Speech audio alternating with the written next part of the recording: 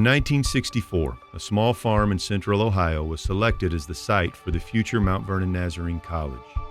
The dream initiated by the church inspired a calling of pioneer leaders, faculty, and staff who set out with a budget of only $5,000.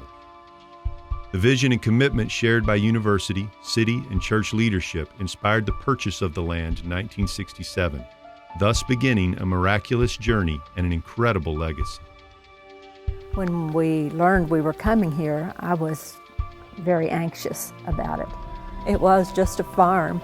It had farm buildings on it.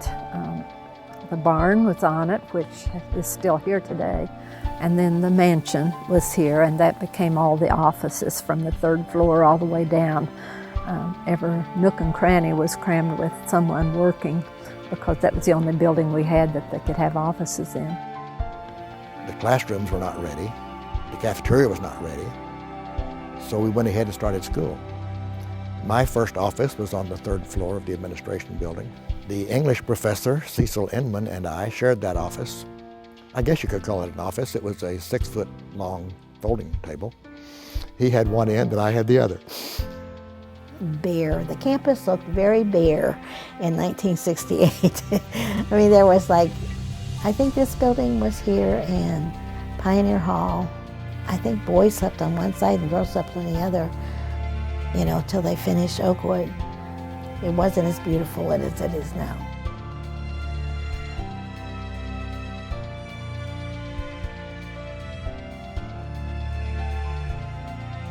One of the great things about MVNU at the beginning was the sense that almost everyone had an individual story to tell, but it all had a common theme that they felt like God had brought them here.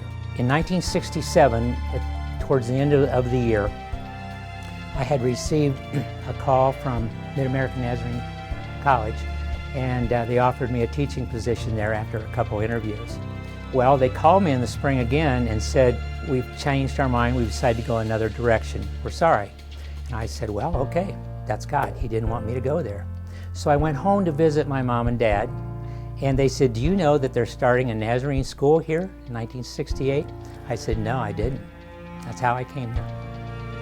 But I was led all the way in all those things. I had attempted to go through several open doors, and God had closed them. This door opened, and it opened wide. And I felt that it was God leading me to be here. So when I came to Mount Vernon, I felt that I came with a personal call from the Lord to be here. And I thought, wow, I don't know how to start a new school. I don't know how to build a new department. I had done some classroom work, but can I do this? And the Lord reminded me of his promise to me. And it came from the first chapter of Joshua, which incidentally my wife had been directed to as well, just a different verse. My verse was, "As I was with Moses, I will be with you. I promised you I would be with you, and I will." So that was my call to come to Mount Vernon.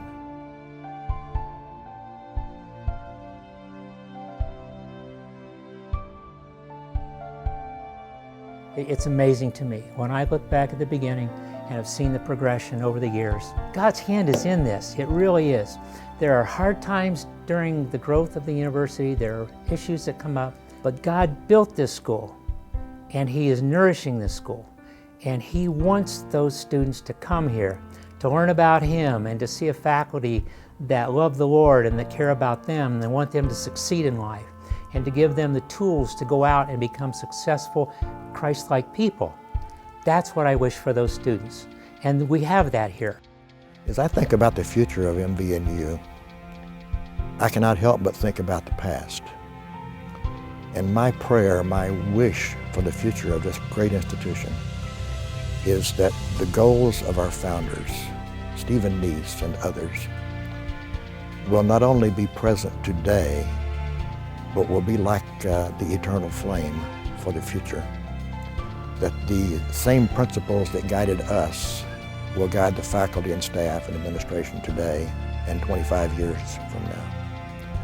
That this institution will always be Christian. It will always be Nazarene. It will always hold high the education standard, so that nothing is sacrificed by being Christian or Nazarene, but that we will set our sights on the highest goals, and that the years to come will so overshadow what we have been and even what we are today, that those who are here then can look back and say, what a long distance we have come, but we still have the pattern that we began with. To seek to learn is to seek to serve. In the university's brief history, over 19,000 alumni have graduated from this place with these humble beginnings. Fulfilling their own callings, these alumni serve all around the world, carrying on the legacy of Mount Vernon Nazarene University and the message of the church. The pioneer leaders who initially followed God's calling have passed the torch to future generations of alumni and others who believe that the work of the university and the church has just begun. The words spoken by our founding president, Dr. Stephen Neese, still inspire us even today. We seek to follow his flame that shines before us. Shine forth.